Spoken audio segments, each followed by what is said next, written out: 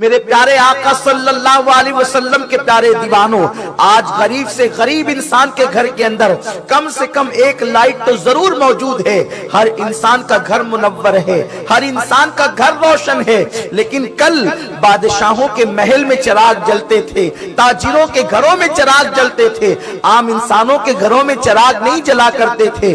ایسے حالات سے لوگ گزرتے تھے، لیکن میرے پیارے آقا صلی اللہ علیہ وسلم کے دیوانوں، کل کے مقابلے میں آج دولت زیادہ ہے، کل کے مقابلے میں آج آسانیاں زیادہ ہے، کل کے مقابلے میں آج جو ہے زندگی گزارنے کے لیے عیش و عشرت کے سامان زیادہ ہیں، لیکن میرے پیارے آقا صلی اللہ علیہ وسلم کے دیوانوں، ہونا تو یہ چاہیے تھا جس اللہ نے ہم پر راہ کشادہ کر دیا، ہمارے لیے مال کشادہ کر دیا، ہمارے لیے زندگی کشادہ کر دی، ہمارے لیے عیش و عشرت کے سامان اللہ نے مہیا فرما دیے، ہونا تو یہ چاہیے تھا اس رب کی بارگاہ میں سربت سجود ہو جاتے۔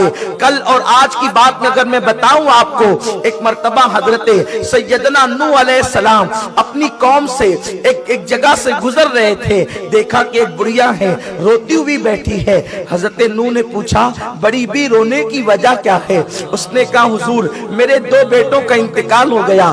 آپ نے فرمایا تیرے 2 بیٹوں کا انتقال ہوا، مائی تو رو رہی ہے، وہ رونے کی وجہ سمجھ میں آ گئی، لیکن بتا تیرے بیٹوں کی عمر کیا تھی؟ اس بڑھیا نے کہا ایک کی عمر 500 سال تھی، دوسرے کی عمر 550 سال تھی۔ حضرت نوح علیہ السلام مسکرانے لگے۔ بڑھیا نے کہا اے اللہ کے پیغمبر، میرے بچوں کی موت پر آپ مسکراتے ہیں، میں روتی ہوں آپ مسکراتے ہیں۔ حضرت نوح علیہ السلام فرماتے ہیں بڑھیا میں تیرے بچوں کی موت پر نہیں مسکراتا، میں تو امت محمدیہ کو یاد کر کے مسکراتا ہوں۔ تیرا بیٹا ایک 500 سال کا ہوا، دوسرا 550 سال کا ہوا، اس کا انتقال ہوا تو اس پر رو رہی ہے۔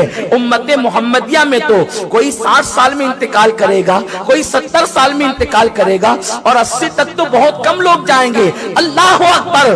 اس بڑھیا نے اتنا سنا، سننے کے بعد اس نے کہا اے اللہ کے پیغمبر، آپ نے عجیب سی بات کہی، اگر وہ 60-70 سال جیئیں گے، کل ان کی عمر فطری اور طبعی طور پر 60-70 سال کی ہوگی، اس کا مطلب وہ گھر تو نہیں بنائیں گے، کیونکہ گھر بنانے کی ضرورت ہی پیش نہیں آئے گی۔ 60-70 سال کی بھی کوئی عمر ہوتی ہے، وہ تو یوں ہی چلتے پھرتے گزر جائے گی، وہ تو جنگلوں بیابان میں غار و گفا میں گزر جائے گی۔ اس وقت اللہ کے پیغمبر نے فرمایا تھا مائی تیرے گھر سے قیمتی ان کا گھر ہوگا، تیرے گھر سے خوبصورت ان کا گھر ہوگا۔ اس نے کہا حیرت ہے، تو پھر کیا 60-70 سال وہ صرف گھر بنانے میں ہی گزار دیں گے؟ وہ جیئیں گے کس طریقے سے؟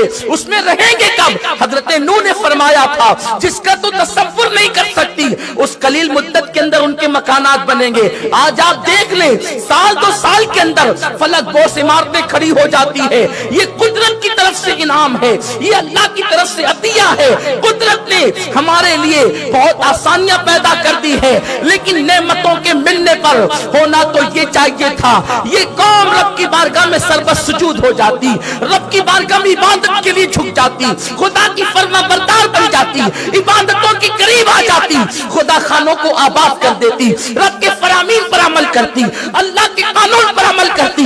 لیکن اللہ اکبر، شومی قسمت، خدا جتنی عنایتیں کر رہا ہے، خدا جتنا کرم کر رہا ہے، اللہ جتنے احسانات کر رہا ہے، اتنے ہی ہم اللہ کے باغی ہوتے جا رہے ہیں، رب سے دور ہوتے جا رہے ہیں، اس کے قانون کے ساتھ بے وفائی کرتے نظر آ رہے ہیں۔ لیکن سن لو، جب بھی کسی قوم کو اللہ نعمت دیتا ہے اور وہ قوم خدا کی باغی ہوتی ہے، اللہ اس قوم سے نعمتیں چھین